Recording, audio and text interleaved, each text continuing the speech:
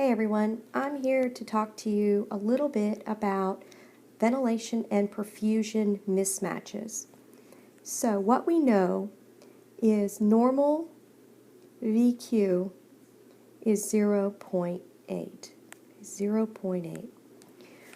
And what that means is these alveoli, and yes, these are alveoli, are getting well ventilated, and these capillaries are getting well perfused.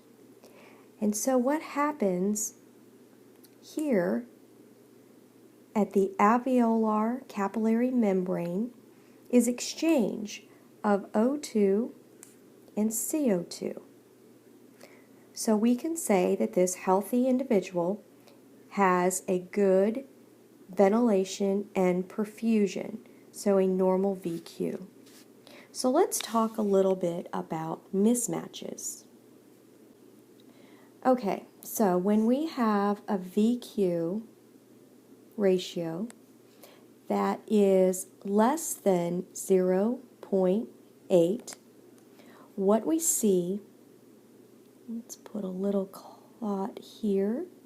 This is a little clog, maybe a little clog of mucus, could be a bronchoconstriction.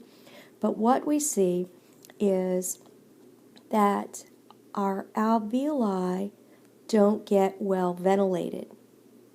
However, we still have good perfusion. But still, right here, we're not going to have good O2-CO2 exchange. So what we call this is shunting. So shunting is decreased or no ventilation but good perfusion. And we see this in diseases such as pneumonia, and we can also see it in asthma. Alright, so what happens if the opposite happens? What happens if our VQ ratio is greater than 0.8? What that means is that these alveoli are getting well ventilated, but those capillaries are not getting perfused.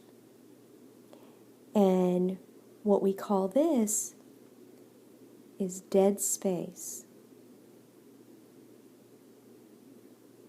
And the most common cause of dead space is going to be a pulmonary embolism.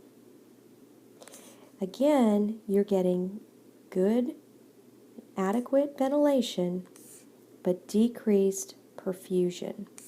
And again, it's interfering with the O2-CO2 exchange. So hopefully this clears up a little bit about VQ mismatches.